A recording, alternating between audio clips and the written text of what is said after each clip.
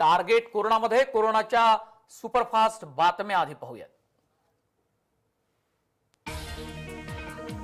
गणेशोत्सव अवघ्या काही तासांवर आलाय, त्यामुळे गणपती बाप्पांच्या मूर्तीवर अखेरचा हात फिरवण्यात मूर्तिकार मग्न आहेत। यंदा कोरोनाच्या संकटामुळे गणेश मूर्तिकारांना अनेक अडचणींना सामोरं जावं लागतंय। अशातही अनेक मूर्तिकारांनी दिवस रात्र मेहनत घेत सुंदर सुबक मूर्ती तयार केल्या।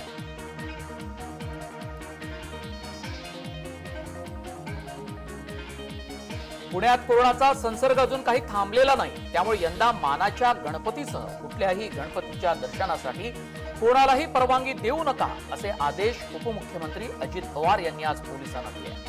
तसंच गणेशोत्सव काळात पुणे आणि पिंपरी चिंचवडमध्ये कोरोनाचा संसर्ग वाढणार नाही याची दक्षता घेण्याच्या सूचनाही त्यांनी केल्या।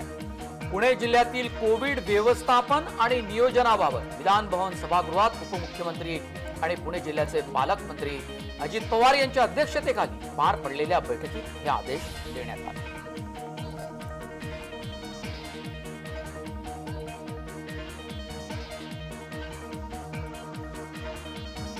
पुण्यात बाप्पाच्या आगमनाआधी बाजारात खच्चून गर्दी झाल्याचं पाहायला मिळालं। पुणेकरांनी परस्परात अंतर राखण्याचं भान विसरून बाजारात गर्दी केली।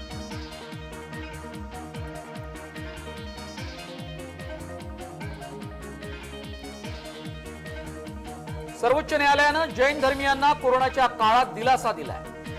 येत्या 22 आणि 23 ऑगस्ट या पर्युषण काळातील शेवटच्या 2 दिवसांसाठी श्वेतांबर मूर्तीपूजक ट्रस्टची मुंबईतील मंदिरं खुली करण्याची परवानगी देण्यात आली। मात्र खबरदारीचा उपाय म्हणून एकाच वेळी केवळ 5 भाविकांना प्रवेश देण्याचे निर्देश देण्यात आले। तसंच हा निकाल केवळ पर्युषण पर्वापुरताच मर्यादित असून याचा दाखला देत इतर धर्मियांनी प्रार्थनास्थळ उघडण्याचा दावा करू नये असे सर्वोच्च न्यायालयानं स्पष्ट केले।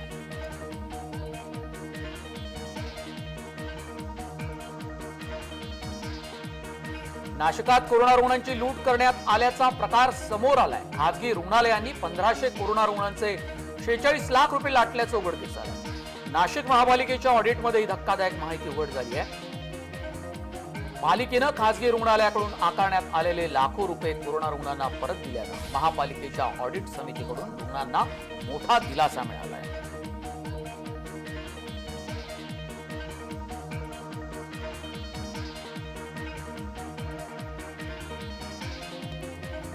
नाशिकातील रुग्णालयात कोरोना रुग्णांच्या नातेवाईकांना झाडू मारण्याची सक्ती केल्याचं उघड झालंय। नाशिक मनपाच्या इंदिरा गांधी रुग्णालयातील हा धक्कादायक प्रकार समोर आलाय। रुग्णालयात झाडू मारण्याची सक्ती केल्याचा आरोप कोरोना रुग्णांच्या नातेवाईकांनी केला। नाशिक मनपाच्या इंदिरा गांधी रुग्णालयाच्या प्रसूती वॉर्ड मधली ही घटना आहे।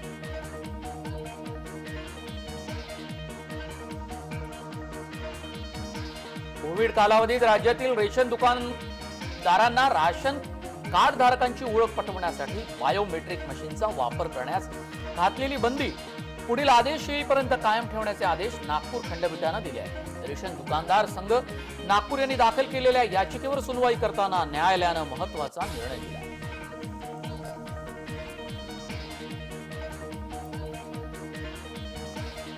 कोरोना काळात हिंगोलीत बँकेच्या समोर प्रचंड गर्दी उसळली। संचारबंदीनंतर बँका उघडल्यामुळे ही गर्दी जमा झाली। सणासुदीच्या आधी हाताशी पैसे असावेत म्हणून मोठ्या प्रमाणात लोक जमा झाले। पोलिसांना या गर्दीला समजावताना नाकी नऊ आलाय।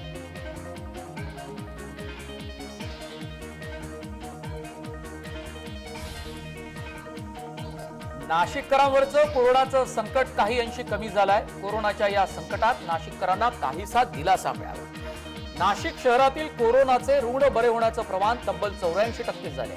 महाराष्ट्रातील ठाणे शहरापाठोपाठ नाशिक शहरातील कोरोनाचे रुग्ण बरे होण्याचं प्रमाण दुसऱ्या क्रमांकावर आहे।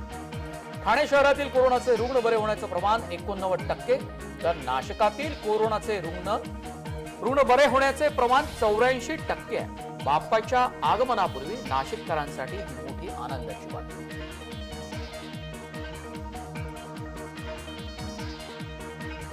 पुणे शहरात 3 सप्टेंबर पासून PMPL धावणार आहे। गणेशोत्सवाच्या कालावधीत होणारी संभाव्य गर्दी टाळण्यासाठी गणेशोत्सवानंतर म्हणजेच 3 सप्टेंबर पासून PMPL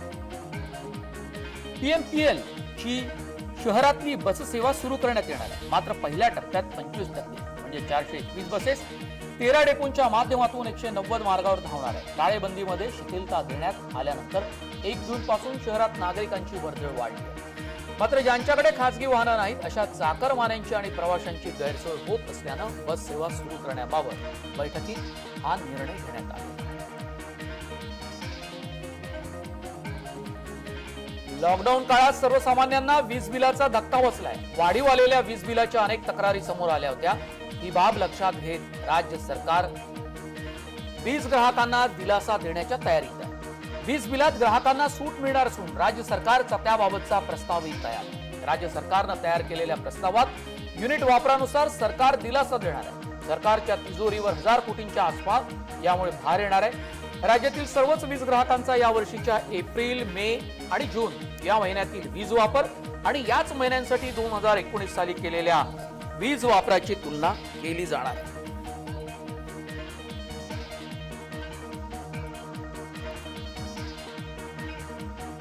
कोरोनामुळे नोकरी गेलेल्या औद्योगिक कामगारांना त्यांच्या 3 महिन्याच्या पगाराच्या सरासरीच्या 50% रक्कम दिली जाणार आहे. केंद्र सरकारच्या या निर्णयामुळे जवळपास 40 लाख कामगारांना त्याचा फायदा होणार आहे. सरकारनं नियमामध्ये सूट देत कोरोना संकटात नोकरी गमावलेल्या औद्योगिक कामगारांसाठी योजना आणली. यासाठी 3 महिन्यांचे मिळणारे वेतन एकत्र करून त्यांच्या निम्मे वेतन देण्यात येणार आहे. हा फायदा त्याच कामगारांना मिळणार आहे ज्यांच्या नोकऱ्या 24 मार्च ते 31 डिसेंबर पर्यंत गेल्या.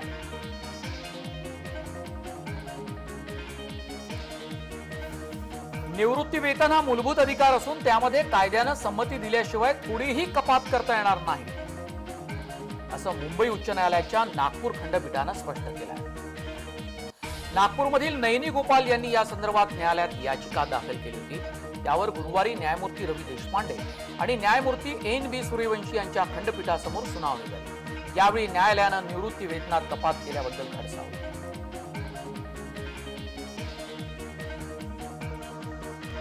केंद्र सरकारचं संपूर्ण लक्ष कोरोना लसीचा पुरवठा साखळी आणि वितरणावर आहे. जास्तीत जास्त लोकांपर्यंत कोरोनाची लस पोहोचवण्यासाठी केंद्र सरकार मोठ्या प्रमाणात लसीचं वितरण करण्याची योजना आखत आहे.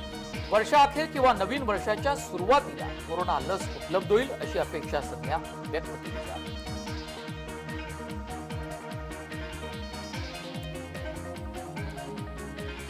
सर्वांचं लक्ष कोरोनावरील लसीकडे लागलंय. भारत सरकार कोरोनाची लस खरेदी करण्याचा विचार करत असून पहिल्या टप्प्यात 50 लाख डोस खरेदी करण्यासंबंधी चर्चा सुरू आहे.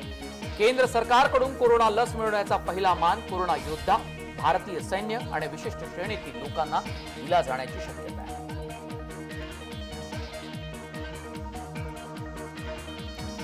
कोरोना काळात निवडणूक घेण्यासाठी निवडणूक आयोगानं नियमावली जारी केली आहे. या नियमावलीनुसार उमेदवारांना आता ऑनलाईन अर्ज भरावा लागणार आहे. निवडणूक काळातील कामादरम्यान मास्क वापरणं बंधनकारक असणार आहे. तसंच सोशल डिस्टन्सिंगच्या नियमांचं पालन करणंही आवश्यक असणार आहे. काही दिवसांमध्ये बिहारमध्ये निवडणूक होणार असल्यानं राजकीय पक्ष निवडणुकीच्या कामाला लागले. त्यामुळे निवडणूक आयोगाकडूनही याची तयारी केली आहे. तर गृह मंत्रालयाच्या आदेशानुसार सार्वजनिक सभा आणि रोड शोला परवानगी देण्यात आली आहे.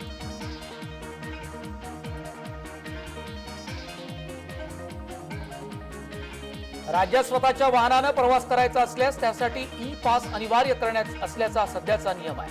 मात्र एसटी शेअरिंग कॅब यासाठी हा पास आवश्यक नाही. यावरून अनोळखी नागरिकांसोबत प्रवास करताना ई पास नाही आणि आपल्या कुटुंबांसोबत जवळच्या माणसांसोबत प्रवास करताना हा पास का, असा प्रश्न उपस्थित होतो. दरम्यान आता राज्यातील अनेक ठिकाणाहून ई पास रद्द करण्याची मागणी होती. त्यामुळे राज्य सरकार ही अट रद्द करण्याच्या विचारात असल्याची माहिती आहे.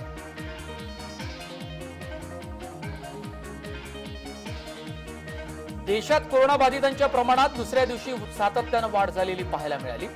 शुक्रवारी कोरोनाची 68,898 नवी प्रकरणं समोर आली आहे. तर कोरोनाबाधित रुग्णांची संख्या 29 लाखांच्या पार पोहोचली. मात्र यात दिलासादायक बाब म्हणजे बाधित रुग्ण बरे झाल्याची संख्या सुमारे 21 लाखांवर पोहोचली. तपासण्यामध्येही वाढ झाली. देशातील बाधितांची संख्या वाढून 29,25,824 इतकी झाली आहे.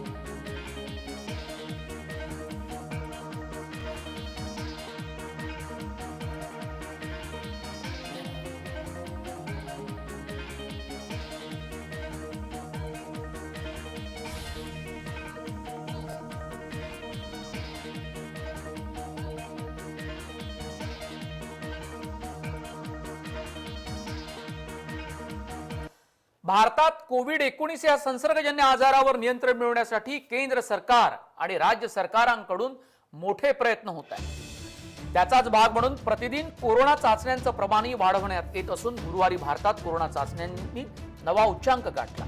24 तासात 9 लाखांपेक्षा अधिक चाचण्या करण्यात आल्याचं केंद्रीय आरोग्य मंत्रालयानं सांगितलं आहे।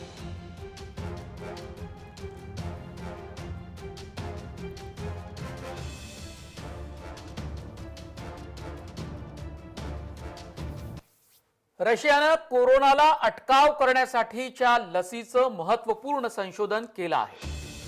रशियानं कोरोनाच्या संसर्गाला अटकाव करणारी लस विकसित केली असल्याची घोषणा केली होती। आता रशियानं पुढील आठवड्यात या लसीची चाचणी घेणार असल्याचं जाहीर केलं आहे। तब्बल 40,000 जणांना ही लस देण्यात येणार आहे। एका परदेशी संशोधन संस्थेच्या देखरेखीत ही चाचणी होणार आहे।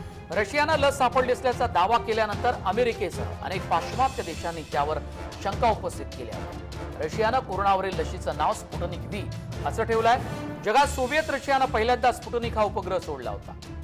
रशियाचं थेट गुंतवणूक निधीचे मुख्य अधिकारी किरिल दिमित्रिव यांनी सांगितलं की लशीबाबतचा डेटा या महिन्याच्या अखेरीस एका संशोधन नियतकालिकेत प्रकाशित होणार आहे।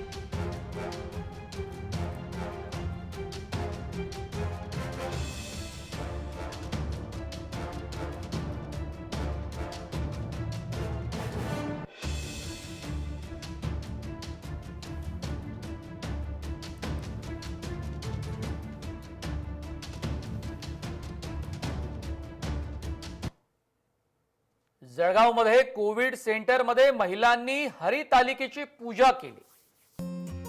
त्यामुळे जीएम फाउंडेशनच्या कोविड सेंटरला धार्मिक स्थळाचं रूप आलं होतं। कोरोना संसर्गामुळे कोविड उपचार सेंटरमध्ये भरती झाल्यावर यंदा हरितालिकेच्या पूजा होऊ शकणार नाही असं महिला रुग्णांना वाटत होतं। जळगावच्या जीएम फाउंडेशनच्या वतीनं कोरोनाबाधित महिलांसाठी हरितालिकेच्या खास पूजनाची व्यवस्था करण्यात आली।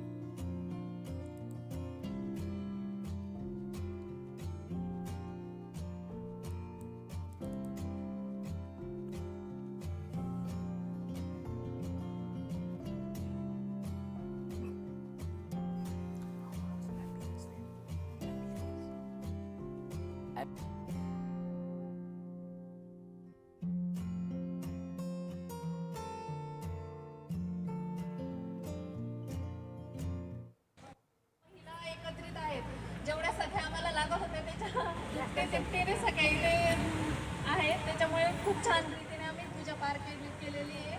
त्याच्यामुळे मी सण उत्सव या ठिकाणी साजरे झाले। एकत्रित पेशंट ज्यावेळेस येतो त्यावेळेस खूप काही क्षमता असतो, मात्र आल्यानंतर बापाचं आगमन होत असताना एका बालकलाकाराला रडू फुटलाय। त्याच्या डोळ्यात आसव दाटून आली आहे। सरकारनं व्यवसाय सुरू करून नागरिकांना दिलासा द्यावा अशी मागणी वारंवार पुढे येत आहे। त्याच संदर्भात पुण्यातील बालकलाकार सह्याद्री मळेगावकर एक व्हिडिओ करून थेट मुख्यमंत्री उद्धव ठाकरे यांना साकडं घातलंय।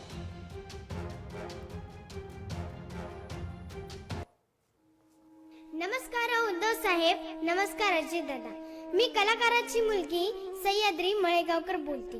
जास्त वेळ घेणार नाही तुमचा, थोडं माझं ऐकून घ्या। लय नको साहेब, फक्त 2च मिनिटं वेळ द्या। कोरोनाचं संकट आलं, आम्हा कलाकारांचं जगणं कठीण झालं। राशनचं किट मिळालं, ते पण 4 दिवसात संपून गेलं। मनोरंजन करणारा कलाकार आज कसा जगतोय काय सांगू। पोटाची खळगी भरण्यासाठी सगळ्यांकडे हात पसरतोय। यात्रा जत्रा सीझन सारा घरात बसून गेला। आता तर गणपती नवरात्र उत्सव सुद्धा आला। छोटे मोठे कार्यक्रम होतील तेव्हा घर आमचं भागन, नाहीतर तुम्हाला कलाकाराच्या आत्महत्याचं पॅकेज जाहीर करावं लागन। शेतकरी भाजीपाला फेकेल, कामगार वेळ झाली टार्गेट कोरोनामध्ये एका छोट्या ब्रेकची। लगेचच परत येतोय कोविड योद्ध्यासह।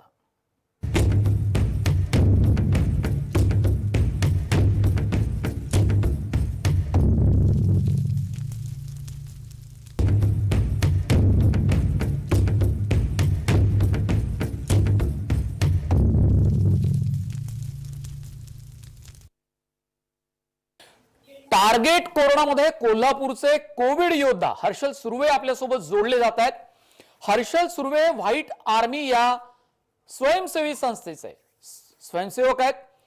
आणि या काळामध्ये स्वतःची इनोवा गाडी तिने ॲम्ब्युलन्स तयार केली आणि त्या ॲम्ब्युलन्सचा वापर त्यांनी कोल्हापूर शहरामध्ये वेगवेगळ्या कामांसाठी रुग्णांसाठी केलाय.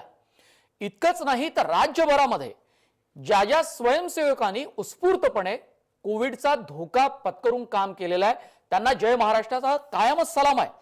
पण हर्षल सुर्वे यांनी सुद्धा अगदी सुरुवातीपासून तर आतापर्यंत आणि नंतरही त्यांच्या कामाचं एक वेगळं नियोजन केलंय. त्या कामामुळे अनेक रुग्णांना, समाजातल्या अनेकांना मोठा हातभार लागलाय. खूप स्वागत आहे जय महाराष्ट्रामध्ये आपलं, हर्षल सुर्वे. नमस्कार. कुणी आपली एक गोष्ट स्वतःची द्यायला या काळामध्येही तयार नाही. अर्थात सामाजिक जाणीव या कोरोनाच्या काळामध्ये लोकांमध्ये, समाजामध्ये खूप वाढली आहे. स्वतःची इनोवा गाडी ॲम्ब्युलन्स म्हणून तुम्हाला का द्यावीशी वाटली? काय कारण झालं नेमकं? एक कोल्हापूर शहरामध्ये तसं कोरोनाचे रुग्ण पहिल्यांदा कमी होते. एक 10 रुग्णांच्या वर थांबलो होतो पहिल्या 2 महिन्यामध्ये, जे मार्च आणि एप्रिलमध्ये. नंतर ज्यावेळी लॉकडाऊन उठवलं गेलं, सीमा जिल्ह्याच्या उघड्या केल्या, त्यावेळी मुंबई पुण्यावरून काही इथले बंधू जे होते ते आले आणि काही प्रमाणात प्रसार झाला. पण इतकं अचानक इतकं वाढेल हे वाटलं नव्हतं. ॲम्ब्युलन्स कमी पडायला लागल्या. काही ॲम्ब्युलन्सचे जे लोक होते, खासगी ॲम्ब्युलन्स आहेत, ते घाबरत होते. म्हणजे त्यांना द्यायचं नव्हतं असं नाही, ते घाबरत होते याच्यामध्ये. कारण कसं लढायचं, कशा पद्धतीने काम करायचं कुणाला माहिती नव्हतं. संभ्रमावस्था होती. म्हणून काही ॲम्ब्युलन्स मिळत नव्हत्या. ज्या होत्या त्यांना पण मर्यादा होत्या, कुठं कुठं पाहायचं, किती लोकांना पुरणार. म्हणून ज्यावेळी व्हाईट आर्मीचे आमचे अशोक रोकडे सर आहेत, त्यांचा मला फोन आला की सर ॲम्ब्युलन्स कमी पडते, आपण काय करूया.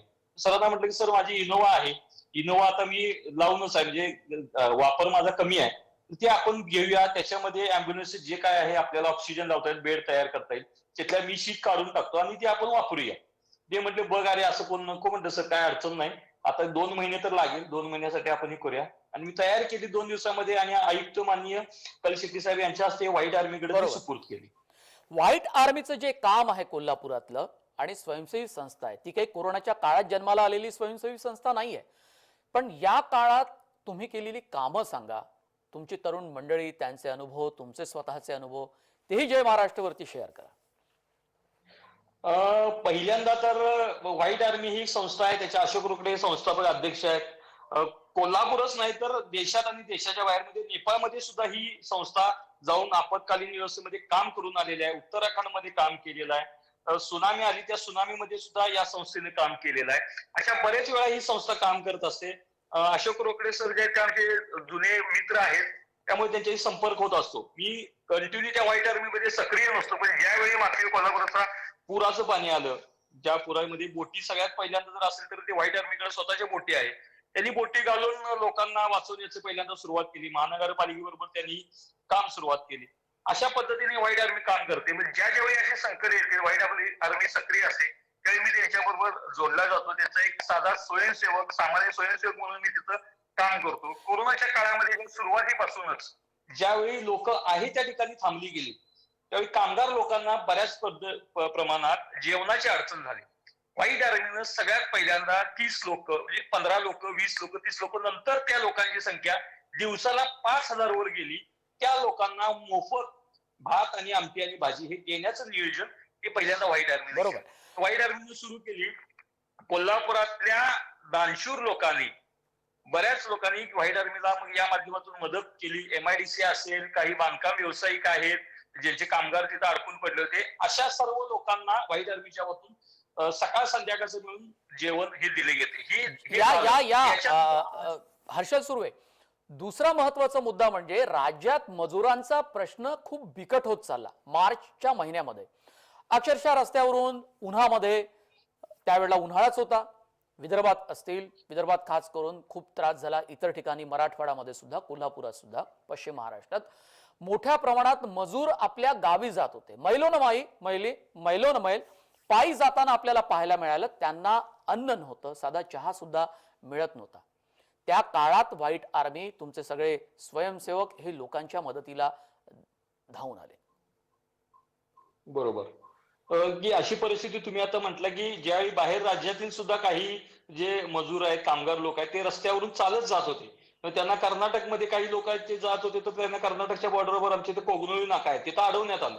तिथं सुद्धा व्हाईट आर्मीला ज्यावेळी फोन आले की व्हाईट आर्मी अशोक रोकडे सरांना ज्यावेळी फोन आले की असं तर सरांनी ताबडतोब तिथं सुद्धा त्या लोकांना जेवणाची व्यवस्था केली. आमच्या इथे MIDC मोठे आहेत, साधारण 2-3 MIDC मोठे आहेत. 5 स्टार MIDC आहे, गोकुळ शिरगाव, शिरोली MIDC.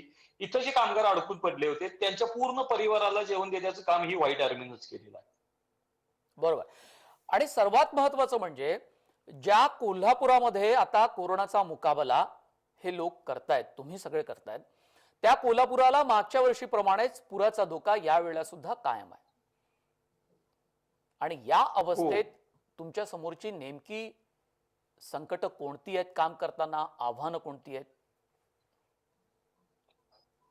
सगळ्यात महत्वाचं आता गोष्ट आहे की आता पुराची तर आम्हाला अजून तरी भीती वाटत नाही, कारण पहिल्यांदा आता एकदा पाणी येऊन गेलं, दुसऱ्यांदा सुद्धा आता पाणी आलेलं आहे. राधानगरीचे दरवाजे, स्वयंचलित दरवाजे उघडलेले आहेत, पण पुराचा इतका धोका वाटत नाही, कारण लोक मागच्या वेळेचा जो अनुभव आहे पुराचा त्याच्यामुळे स्वतः अलर्ट आहे. काही प्रमाणात स्वतः स्थलांतरित झालेले आहेत जिथं जिथं पुराचा धोका होता.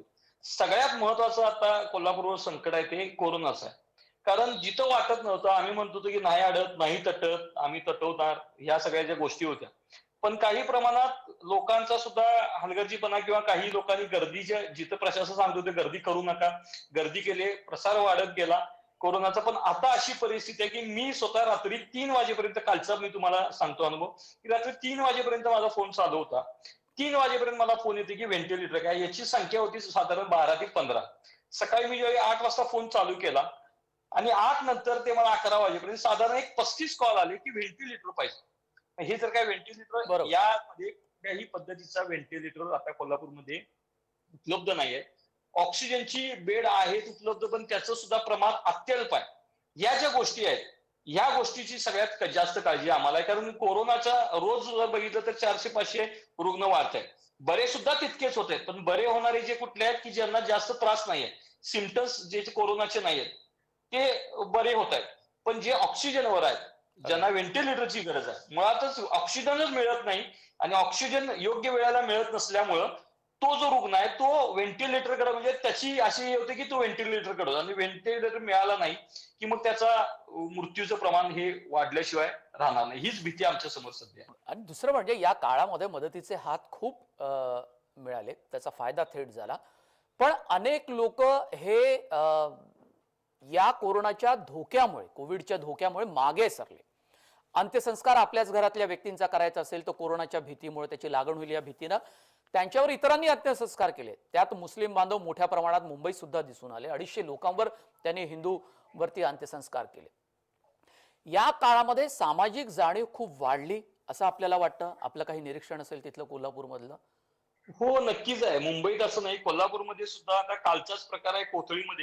कोथळीमध्ये मला सकाळी फोन आला की एका घरामध्ये 5 लोक आहेत, त्याच्यामध्ये 3 जण पॉझिटिव्ह आले आणि 2 जण निगेटिव्ह रिपोर्ट आले.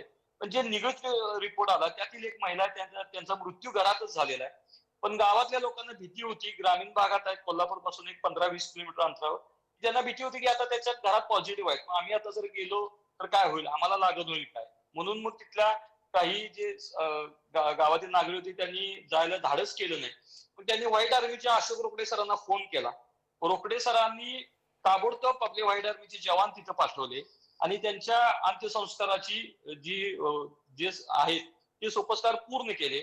तुम्ही म्हटला त्या पद्धतीने मुंबईत ज्या पद्धतीने मुस्लिम बांधव करतात, इथे कोल्हापूरमध्ये सुद्धा बैतुल माल समिती म्हणून आहे, त्याच्यातील सुद्धा कार्यकर्ते चांगले काम करतात आणि त्यांनी सुद्धा हे अंत्यसंस्कार, त्यांनी जातपात कुठलीही बघितलेली नाही, त्या अंत्यसंस्कारासाठी चांगल्या पद्धतीने काम करतात. पण समाजामध्ये मला एक प्रश्न विचारायचा आहे की समाजामध्ये ज्या विचित्र गोष्टी घडत असतात, ज्यामुळे सामाजिक सलोख्याला तडे जातात, हे आपण पूर्वीही टाळू शकलो असतो की कोरोनामुळे ते लोकांमध्ये ही भावना जास्त जागृत झाली असं आपल्याला वाटतं?